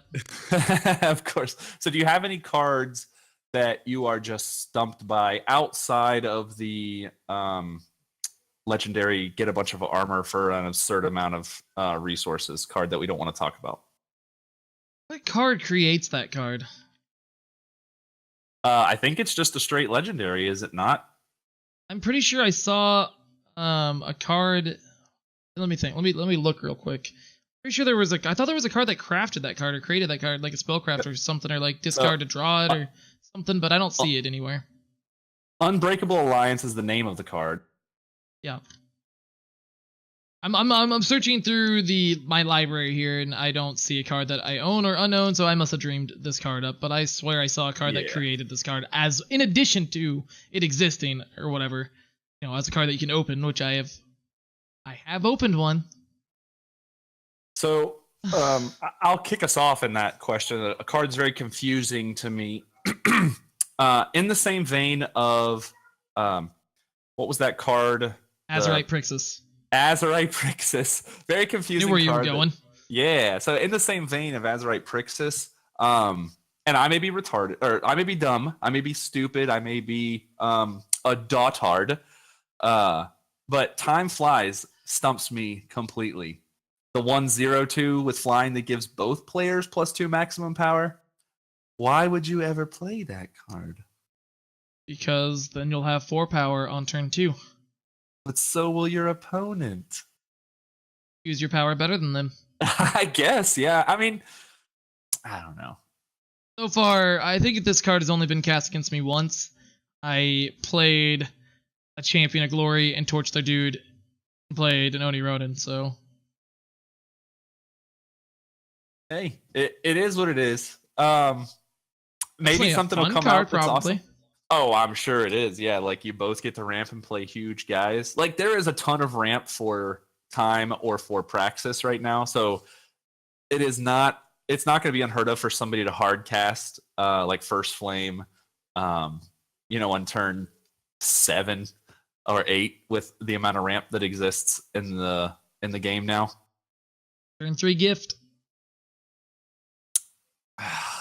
Fair. Time Flies Duskwalker gift. Steve Washburn would be proud. I know he loves to cast gift early or try to, and this is a much better way to do it. I mean, once I naturally open 4 of this card, I will go ahead and try to do that. But until then, that card is not going to be crafted anytime soon. I really like the card Kriva the Crimson Scythe. And yeah. Ruby English. From RWBY, yeah. Yeah, I like this card a lot. I would like to put this card in my market, and I would like to play this in Praxis tokens or somewhere. It makes more sheep. It makes tokens. I think I might try this in like a fire Shimmer Pack deck. I like Kriva the Crimson Scythe. It's a card that I would like to see some play. Yeah, no, I think she's really cool too. And I do like that the only 2 cards that make sheep both have her on them. She herself makes sheep, and then Tend the Flock, which is the 2-drop that makes 3 0/1s. She's kind of in she's the focal point of that. She's tending to her flock. Very cool little Red Riding Hood vibe to it. What I hope happens with this one, I was talking to somebody on Discord about it the other day. When we were talking about the Dravidus Masks deck with Tend the Flock, is because they have made her kind of this little Red Riding Hood with a sheep. We need a wolf. We need a cool wolf card or Lycanthrope or something with like Nightfall that is hunting her as a hero or in a campaign or in the next set. That would be fun. Nightfall Deadly Killer. Yeah, just I want to make another Cirso type character called a wolf. If the backstory of Cirso is non-fat, well, take that backstory that the community / you have created and make it this new wolf character. I'm in. Done. That's the next hero. You asked me what I thought. That's my prediction. It's going to be the big bad wolf. Just going to be like this 20 cast deadly killer nightfall insane berserk unit or something. How's all these keyword abilities and now I could see it with expensive. Berserk. Deadly doesn't necessarily make sense to me because that's like a whole poison thing, which, by the way, the rare that makes the scorpion traps on Infiltrate, very fun card in draft. That card is neat, yeah. Yeah.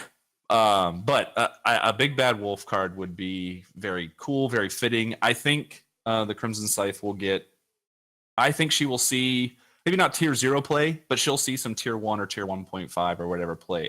She's good enough and she creates tokens, and tokens are very valuable in a lot of situations, that she would be quite strong since she's hard to kill.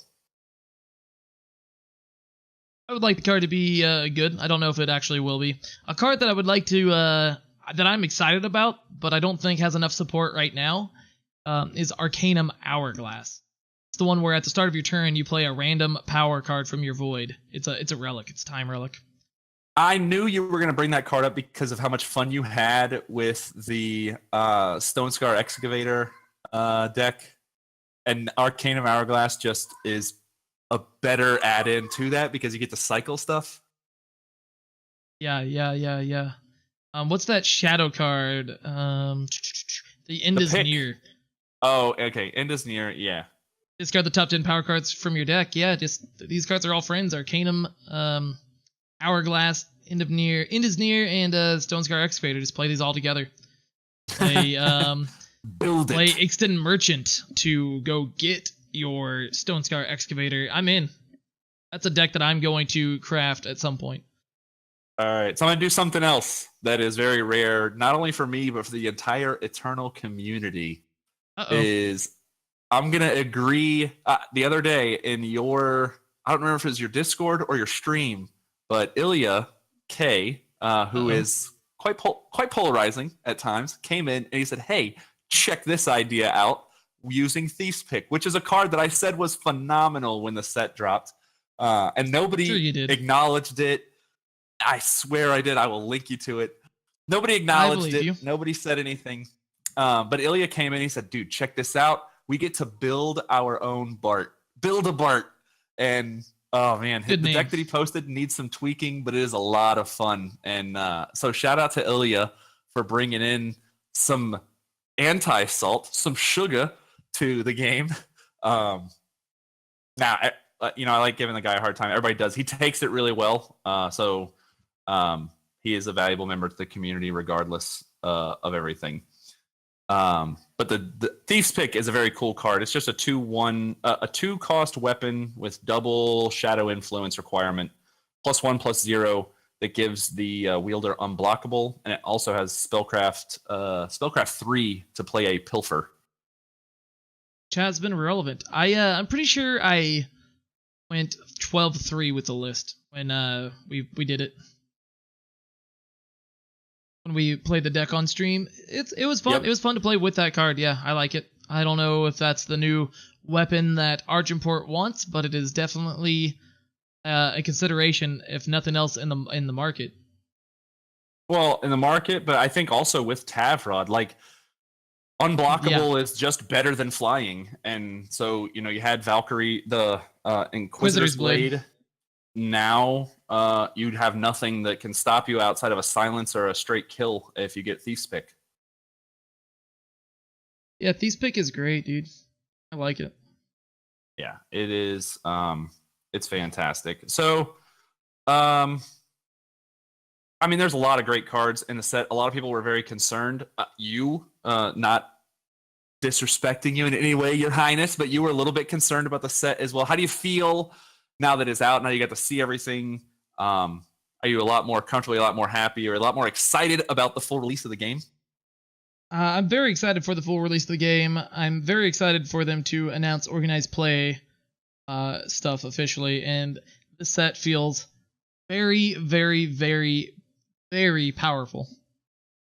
So I would agree with that statement. The power creep does exist in this set. There are cards that are just better versions of previous cards that we have seen. That is not a problem. Yeah. It's just an upgraded, Crown Watch Longsword. Yeah, so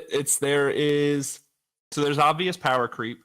We talked about Alpacalypse's breakdown of the cost. I think it is in a sweet spot for cost when you look at how fast you can acquire Shiftstone.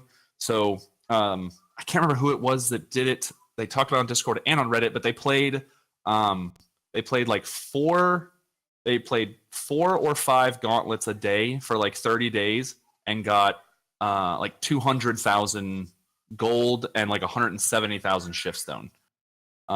Playing just a decent like Zenin gauntlet deck. So granted, that is a little grindy, but the game again is very forgiving, very, very good to free to play players. That is quite clearly proof. You obviously do very well for yourself in the gold and Shiftstone market, playing a bunch of ranked because you play anywhere from 3.5 to 8 hours a day. And you were able to craft almost everything that you wanted to be able to craft. So the cost of this set is in a good place. The power, I think, scale is in a good place.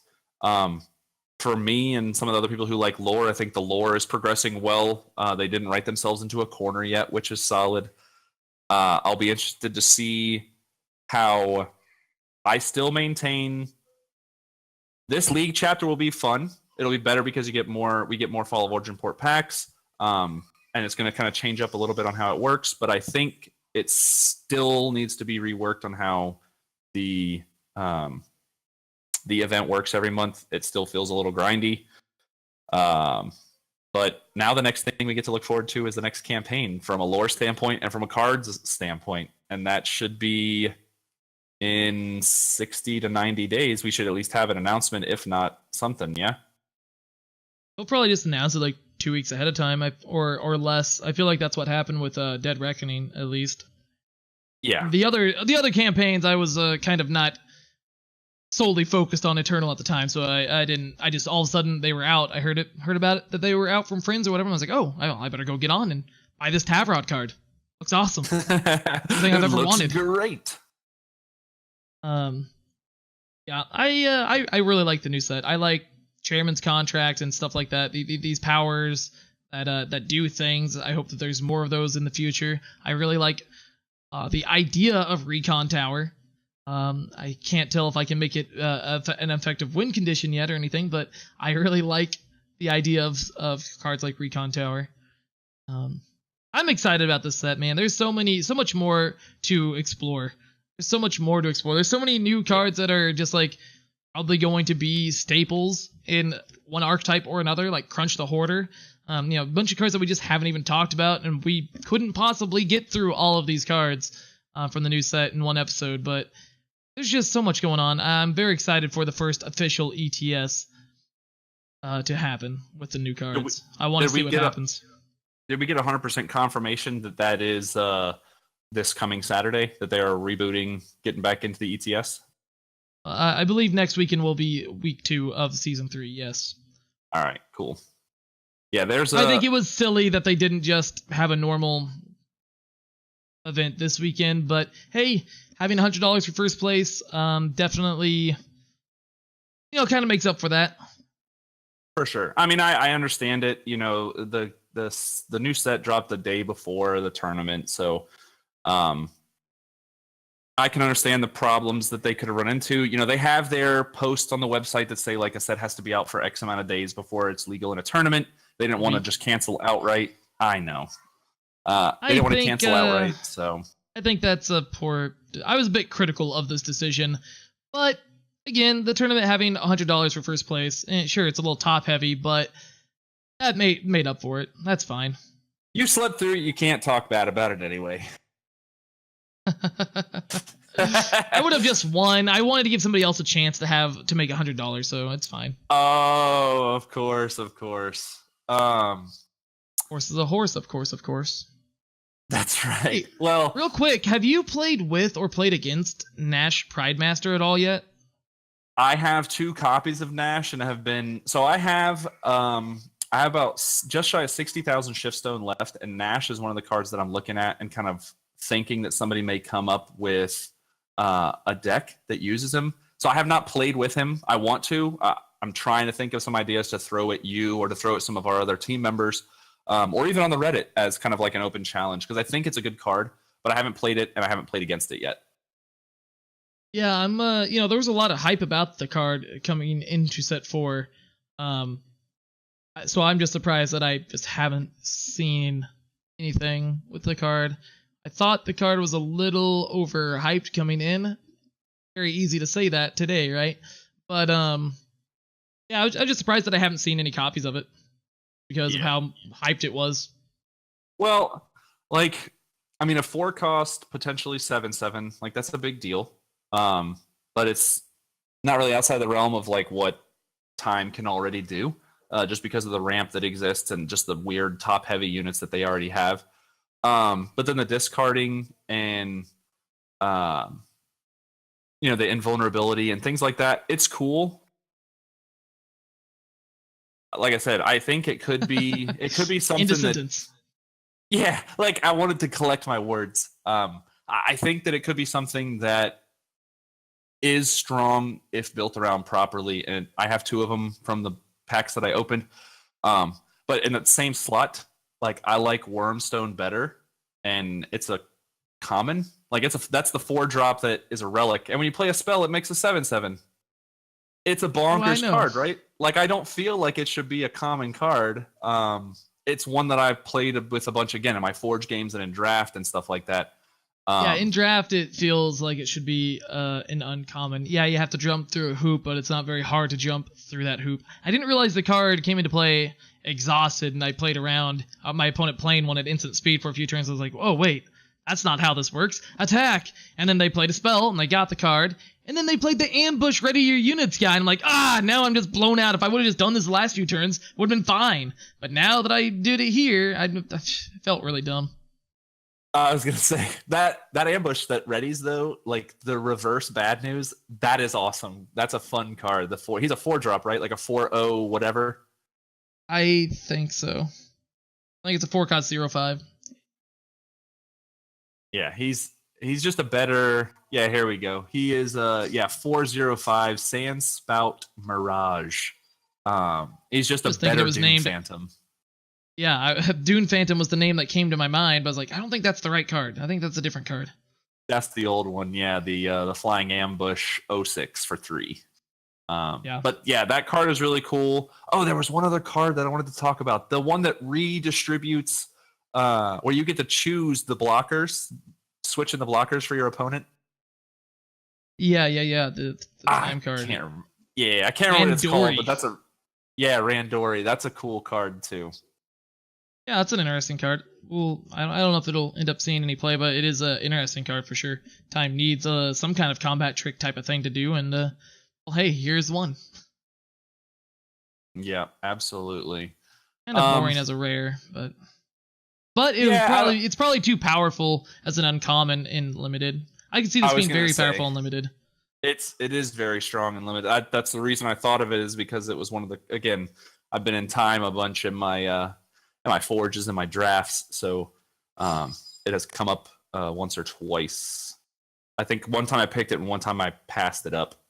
So I think we're coming to a close. We hit all the topics we wanted to talk about. We talked about the tournament, we talked about the new draft type, we talked a little bit about lore and the new card back that we're going to get and how the chapter season has changed.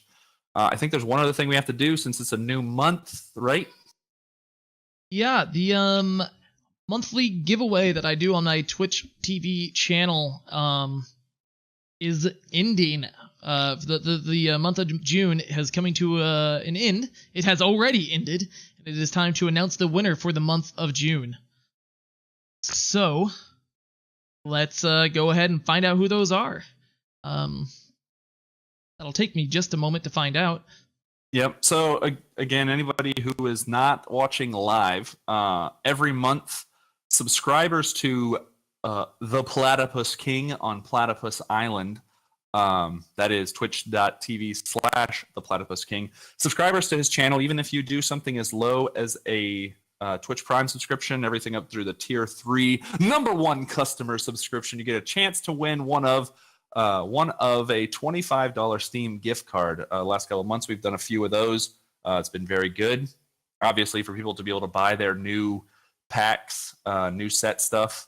Now you'll be able to save up to buy whatever new game you want to play, but you have to be a subscriber to his channel. You jump on during the stream and you type giveaway sub, and you get like 80 billion different ways to enter. It's a lot of fun. We give away that stuff at the end, or I guess technically we give it away at the beginning of a month after a month has ended. And we do that through Steam. So you'll have to be buddies with us on Steam. There's a little bit of verification process, but it's a way that Platypus King and then by proxy as well, Team Rankstar and myself like to give back to the community, to the King's Legion, the cult of Platypus, if you will. You can also support, obviously, outside of subscribing. Find me on Twitter at MantonMan. Find Platypus King at Platypus Island. He has a Patreon and all this other great stuff that we're doing a lot of work. He's doing a lot of work on his stream, a lot of cool stuff that's coming. Team Rankstar is doing a lot of new and exciting things that are in the pipe that we'll be able to talk to you about. And even Direwolf Digital and the Eternal team are doing a lot of very big things. So if you're in the game now, stay with it, have fun, and interact with your community. If you're new and you want to try it out, now is the perfect time to get into it at the beginning of a new set, because you can build up your collection quickly.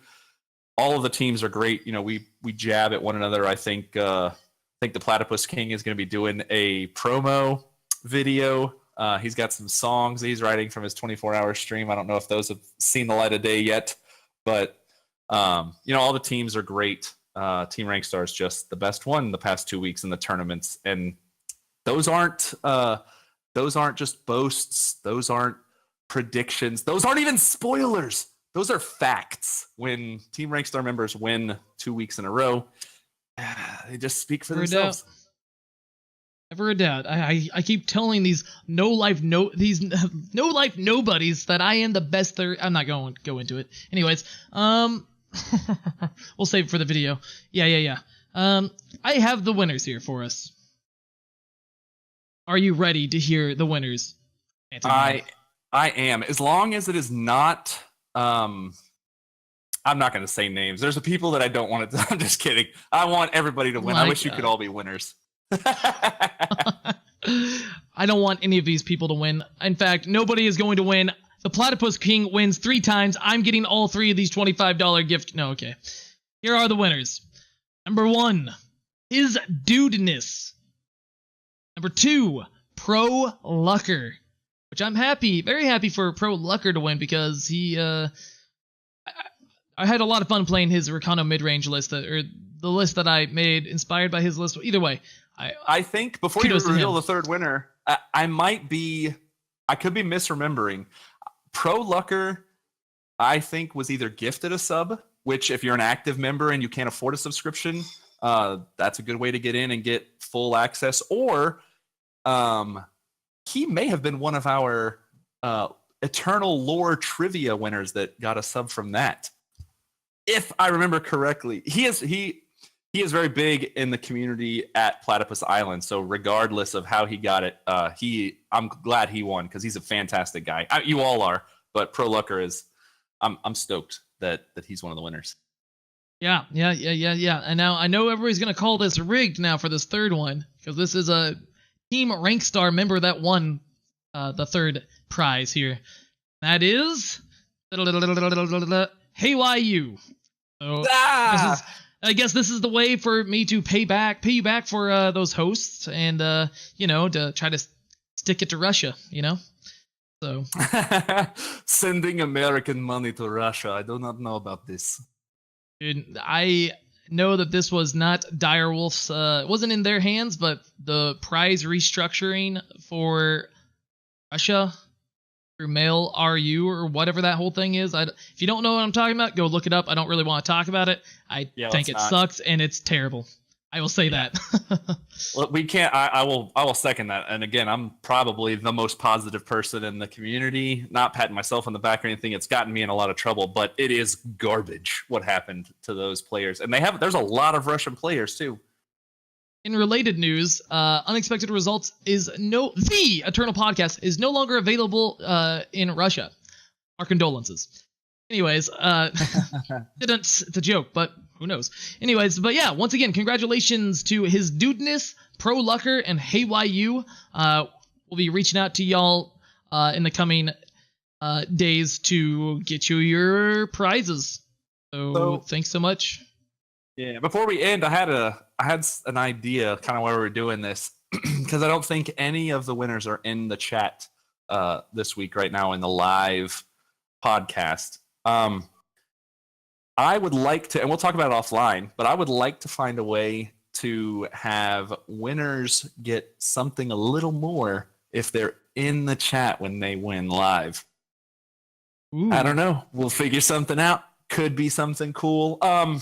No, before we finish again, find either of us on Twitter. There will be an Eternal Podcast, Unexpected Results, the Eternal Podcast Twitter that that already exists. It'll go live soon once Platypus King and I have a chance to sit down together. Now that I've finished the move and we can finish some of this, some of the logistics. Obviously, there is theeternalpodcast.com. Is it The Eternal Podcast or eternalpodcast.com? eternalpodcast.com, and it is right down there in the corner for everybody watching the video. There you go, right there. eternalpodcast.com. But you can find us on Twitter and talk to us. Obviously, we hang out in Platypus King's Discord. We hang out in Platypus King's stream. We're both very active in the Eternal Discord on the Reddit. Platypus has been putting out a lot of great videos. Oh, excuse me, it's this way right now, I think. I don't know. But he's put a lot of great videos that are good. You can find me on the Team Rankstar website as well. But again, all of you have been fantastic in the live watching. The support that I got from the community during the move was fantastic as well. And everybody listening, when you can't catch it live, thanks for coming in and giving us a checking us out. If you ever have any ideas or requests, things that you want us to talk about, people you want us to try to have on, anything like that, drop us a line. We will respond and take everything to heart, regardless of how ridiculous it is. I'm looking at you, The Rock, and many other common faces that always have something smart-assish to say. Oh, smarty to say. You hear that word on TV. It's fine. Yeah, I know. Anyways, well, that'll do it for this week. I believe this was episode 11. Doesn't matter if I'm wrong. So thank you all for listening, downloading, etc., etc., etc. We've told you a million ways how to. Today, at time of recording, yes, this is day 200 of my 1-year stream. 200 days in a row on stream, making videos left and right, podcasts. Man, you want to talk about burnout? I could use a vacation, but hey. And then again, some people think that I don't have this isn't a real job, so whatever. It's a lot of work, and it's very fun and has been very worth it. I've gotten a lot of insane support over the last few weeks, over the last several months, and hey, the 24-hour stream that we did to celebrate 75 subs, it exceeded expectations in the amount of support that I achieved from that. I could gush and go on and on and on about how great y'all are, but you get out of it what you put into it, so you deserve every bit of support that you're getting, as does almost all of the Eternal community, but most specifically the king of the Platypi. It just goes to show, if you don't lie to people and just tell them that they're nothing to you but customers, they reward you for it. I'm not like McDonald's. I'm not like these other corporations that pretend that they're your friend or whatever. No. I tell you straight up, I don't care about you. You're just a number. Give me your money. Okay, jokes aside, thank you all for the support. All right, man. Well, let's end the stream. Let's do it. It's been 2 hours. It's been a fun 2 hours, but yeah, let's not keep these people. I know you want to play some more. Yes. I have a bunch more moving to do. I'm actually going to go build some more furniture. I'll try and drop in if I can, but yeah. New players, again, check out teamrankstar.com. New people to Platypus Island. We're here every Sunday at 8 p.m. Eastern, 5 p.m. Pacific, and we are 10 a.m. Melbourne.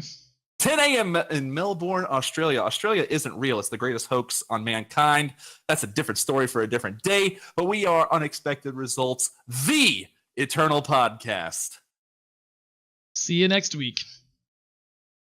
Bye. Hey, special thanks to our patrons on Patreon. Talking to you, Blastoderm Man, Greek Yogurt PL, and Jessica S. Thank you so much. Fare thee well. See you next week.